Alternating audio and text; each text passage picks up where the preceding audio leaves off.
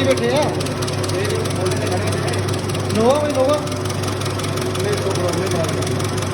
ਨਹੀਂ ਆ ਨੋਵਾ ਮੈਂ ਕਿਹਾ ਬਾਈ ਕੋਲ ਨਹੀਂ ਸੋਪਰੋ ਕੇ ਲਾ ਲਈ